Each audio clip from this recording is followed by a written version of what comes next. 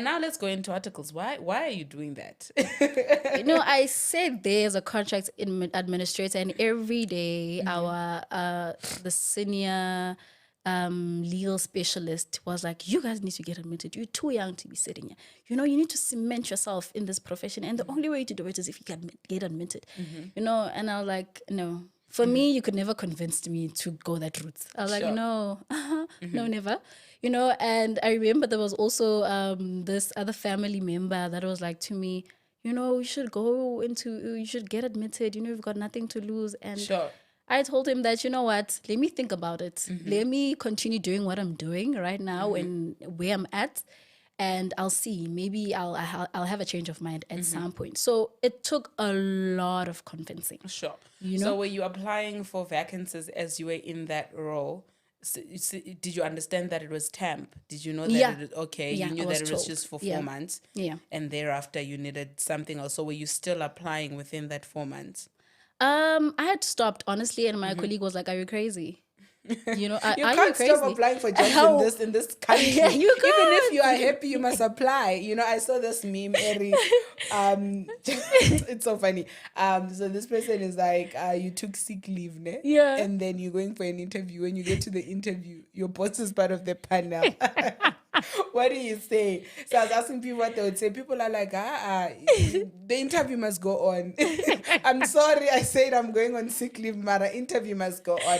So yeah, I think I would highly encourage that you continue applying, even if you're in a comfortable position. If you're a person that is interested in growing, always apply. And I say always apply because you don't want to operate from desperation. True. It's one thing looking for it. It's already hard looking for a job when you already have another job. Imagine if you were to wait until you didn't have a job. Yeah. So always apply, compare the offers. Sometimes I always say people must just go to interviews to improve their interview etiquette, because if you stay in a role for 7 years, you haven't attended an interview. Imagine you get an interview on the 8th year, you've rushed a bit. So at least every once in a year, attend an interview, remind yourself of the nerves, because I feel like no matter how prepared we are, interviews are nerve-wracking. Like I still get nervous with interviews, so yeah. And then now you haven't been applying. So how do you end up getting articles? So in our final year LLB, right? I got a hint from my supervisor saying, "No, the law clinic will be taking in." I also got a hint. Yeah, we'll be taking in candidates because they don't take candidates every year. Yes, every year. Right? I think it's after 2 years or after so. 2 years, and they were like, "No, they'll be taking in candidates next year." And the bigger law clinic is the one they buy Soweto, so they'll be like, they'll be taking in because those ones will be leaving. And I was like, "Oh, okay, sure. Not that I'm interested, but I'm gonna drop my CV anyway because my thing was I really don't want to be at home, So I was like, let me drop my CV. I had long forgotten about that. I had long forgotten. And when they called me, I didn't have to say I'm taking a sick leave and all those stunts. I didn't have to pull those ones, The nice thing about the company I was working for at the time was that we worked from home on a Monday and on a Friday, and the interview was scheduled on a Monday. Oh, okay. So the only thing I had to do was book myself busy on Teams so that whenever they view my profile, they think I'm in a meeting or something. Yes. So yeah, I hope my former boss doesn't see this, but yeah, that's what I did. I booked myself busy the whole day. Yeah. Then I went to attend the interview. Okay. Yeah. And then how was the experience of the interview? Was it easy? Was it challenging? What did they ask you? Were you shocked? Was that your face at the interview? Like, what's happening? It was really a confirmation why I didn't want to be there. When I got in there, they were like, first exercise, draft a mandate letter. You're like, mandate letter? When did I draft a letter now? Come on. When you have to now be creative. Yes. Then after we went to the boardroom and they were like, okay, they asked me about myself and stuff, the standard procedure. And then they brought a notice of intention to defend. And they were like, tell us what's wrong with this document. And I'm sure it looked correct, ne? From a drafting perspective, it was correct. Yes. Because now I'm used to drafting so much. So whenever I look at something, I look at it from the drafting perspective, not from the completeness perspective. Yes. So when they had a follow-up question, that's when I understood what is it that they actually wanted me to look for in that document, to actually see that it's not signed. Okay. And I thought they were asking me if it's correctly drafted, So I was like, at that point I was like, damn, I failed this. I failed this. And I didn't care. My colleague had forced me to attend this interview anyway. So I was like, I don't have anything to lose. Whether it goes good or bad, I really didn't care much. Yeah. And then 2 days later I got a call and they were like, well, you did great, and you've been appointed. Okay. And I was like, no. Were you done with your 4 months or no, not yet. Not yet. I was still in month. Actually, I went to attend an interview on a Monday. Tuesday, the next day, my colleague was leaving because we were doing the same job. There was only 2 of us, contract administrators. And then the executive came and made an offer to me to say, no, we can exchange your contract and maybe try to negotiate a good pay for you. What do you think? And a part of me was like, don't say yes, don't say yes, don't say yes. Say you're going to think about it. And I was like, I'm going to think about it. Okay. The next day, I had to go back and be like, I'm sorry, but this is my resignation.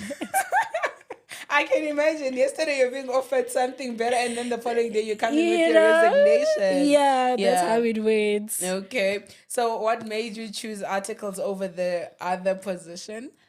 I had to sit down and pray about it. Okay. And out of all the advices that I got and all the persuasions, say no, do it. I was like, what do you have to say, God? And I think in that moment, God was like, someone came to me and was like, you've got nothing to lose. And I was like, oh, that's all I needed to hear. That I've got nothing to lose. So let me rather go for it. Let me just do it.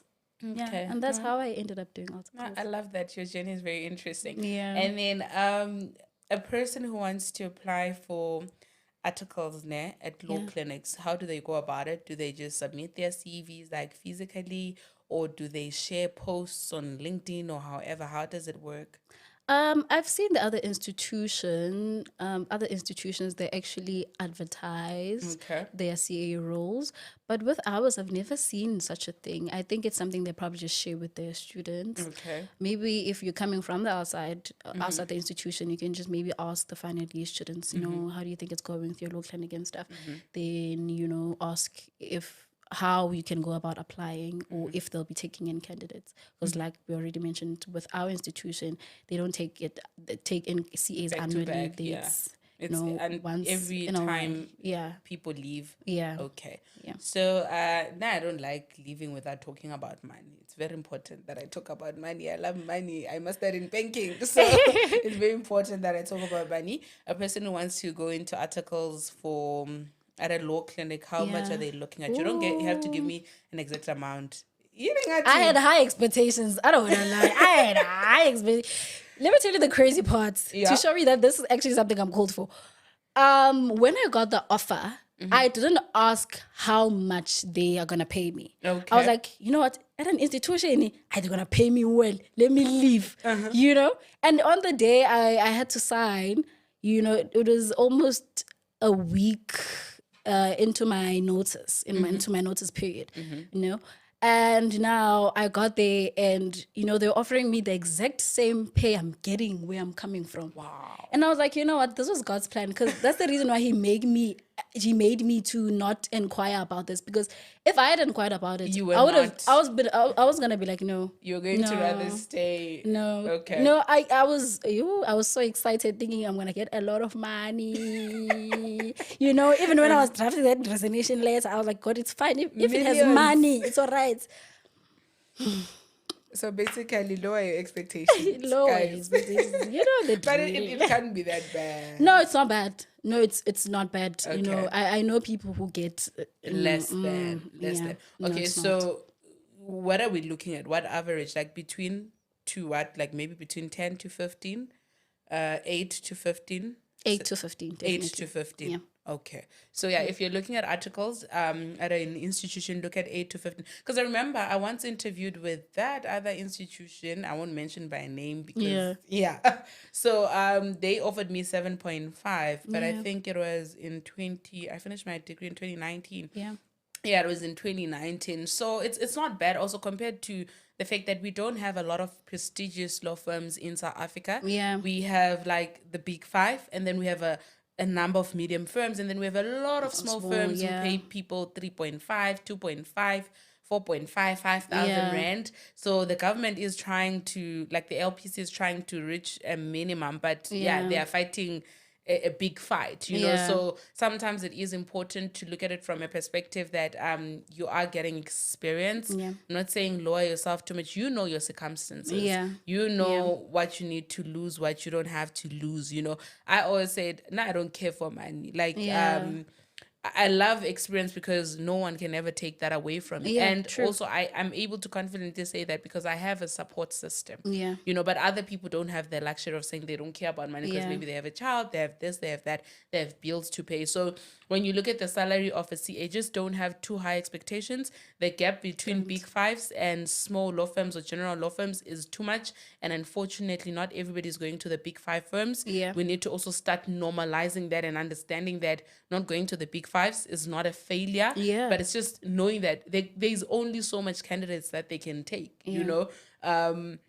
So yeah, I really love that also with you still feeling like, oh, they don't pay well, whatever the case may be, you still went ahead and gave it your best shot, right? What would you call the season of your life in a sentence? I have quite a lengthy one with a lot of commas. I would say I'm a Peter. I'm a Peter in the season. Okay. And Peter the disciple. Yes, Okay. the one who walked on water. Yes. I'm that. Really, I'm not just walking on water, I'm walking on the calling. Because, you know, I once reposted that on my LinkedIn when I saw someone share a sermon that, you know, their pastor gave. And he was like, you know what? Peter didn't just walk on water, he was walking on the calling. And that's literally what I'm doing. I'm just walking on the calling, and I'm just like, I'm trusting you, God, because I've tried to run away from this so many times. So I'm just going to walk on this calling and allow things to be whichever way you want them to be. Let your will be done, man. Okay, that is beautiful. To people at home, word of encouragement in zakho kakhulu, because ngiyazi niyahlupha nina. You know, I saw this other joke, but people were talking on TikTok, but imagine in 2003 sending you an email saying you haven't sent my work, and then after that they CC your manager. But I'm a 2K baza ngokusnitch emsebenzini and all of that. Like, it's very funny how like people are growing, and actually as young as you guys are, you have better information and you're going into the workplace. So what would you say to your peers or people that have to deal with your peers at work? Be kind to us, man, because it could go down very quickly. Wow. And I've actually realized that, you know, when you're in that legal profession, there are a lot of bullies. Sure. You know, you don't have to really. I say, you know, 2Ks. We don't stick through things. Okay. You know, you up and leave. You know, we either tell you that we're not happy with something, or we just stand up and leave. Really, that is us, you know. But really, I feel like we are full of respect. If people could respect us, you know, and be kind to us and treat us like adults, because now we're adults. Yes, really, we are 22, 23 now. We are old. Yeah. You know? It's for old. No, you guys are adults. People treat us like children. I've seen where someone was like, trying to comfort me, and I'm like, Don't do that. So basically, emsebenzini, we are all sort of equal. Yeah. We should treat each other with mutual respect. Yeah. Okay. And to my peers, man, you know, whether they're doing their articles as well, or they're working elsewhere, or they're sitting at home, you know, open your heart out to the universe, because you don't know what you are destined to do, really. You know, I've realized from my path to say that, you know what, you may have your own plans to say this is what I want to do, you know, but at the point where I stopped and I was like, you know what is it that God you want me to do, or universe, what is it that you want from me? And everything just kept on falling into place. Like, everything happened, and I was like, oh. Till this day. I really love that. And I love that. One thing I love the most about your journey is that wherever God calls you, He provides. Look at you. He pulled you into Ooh. the profession. You sort of effortlessly got articles. Not to say that if you fight for articles, it's not Yeah. your call. Yeah. But my point is, wherever you're called, you are provided for. You just True. need to stick it through True. and be obedient in whatever that you're called to. Yeah. Thank you so much for honoring my invite and availing yourself and being willing to share your experiences with us. I hope to see you in the next couple of years to see what you would have achieved and what you have to share with everybody. To everybody at home, do not forget to like, subscribe, share, and comment. And do not forget that you are not alone. You are gracefully anchored. God bless you.